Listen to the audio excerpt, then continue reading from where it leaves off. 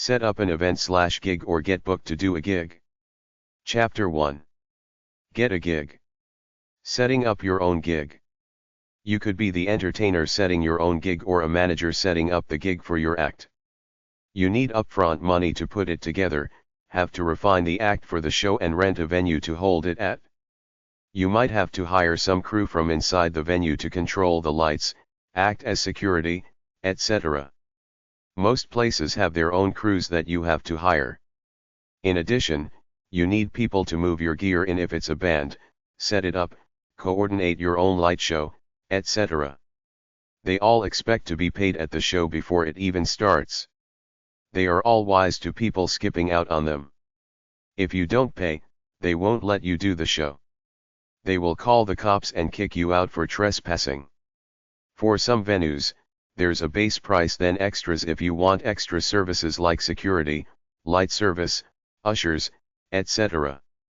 The organizer has to plan the show so that it's ready for the show or opening night and it doesn't end up costing more money than you will take in, even with a full house.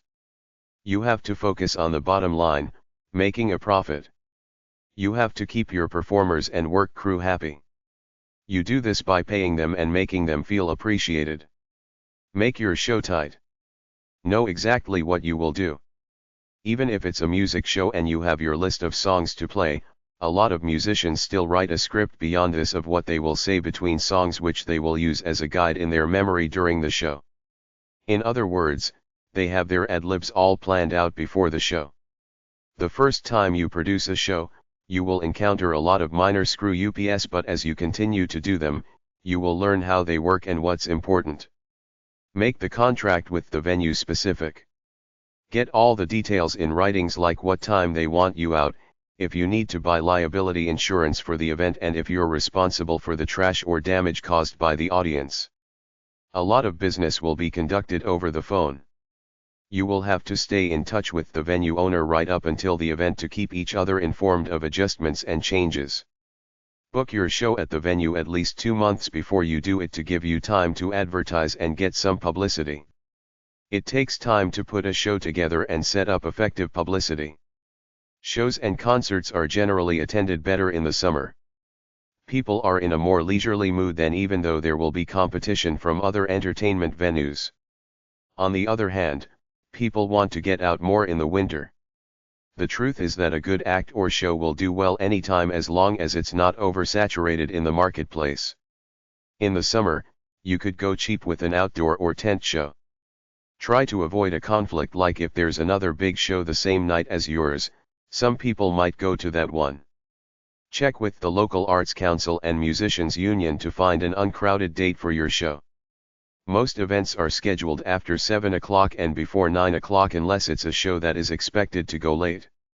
Try to rent a place that's the right size for how many people you expect to show up. If you rent too big of a place, it will be more expensive than a smaller place. If you rent too small a place, you will have to turn away potential ticket sales because there are legal seating capacity limits in every public building due to fire and safety regulations. It's difficult to accurately predict the size of the audience. A lot of people are off. You don't know when the public thinks you're hot or not. Just the best you can.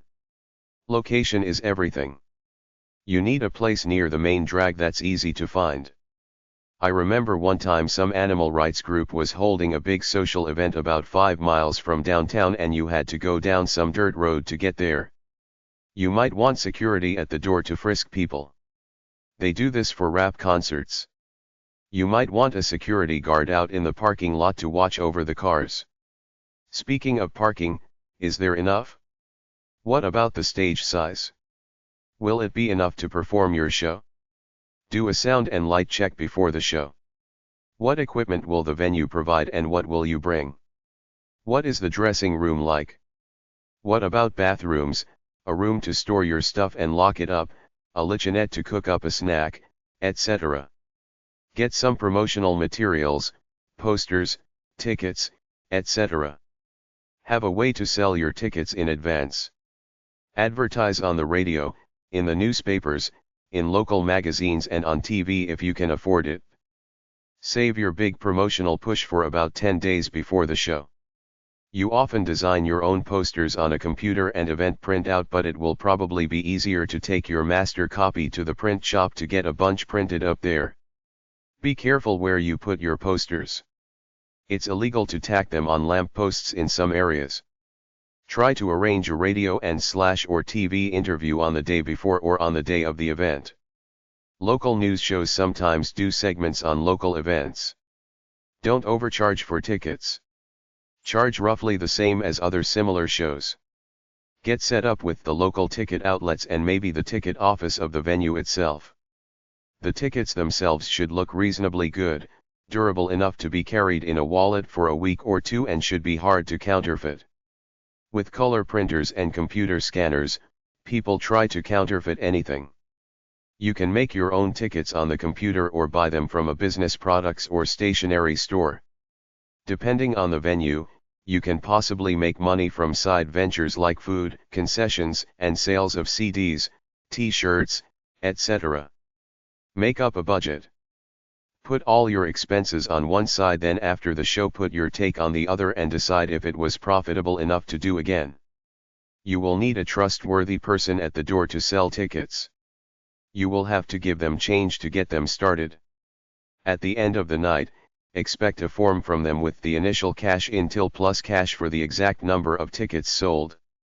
This is why you have to give an exact number of tickets, but the way dishonest door people get around this is that they don't give tickets to some people who pay, or they simply pick up the discarded tickets on the floor in the area where people enter after they pay. Cash can corrupt anyone. I used to work the door at bars in my younger days.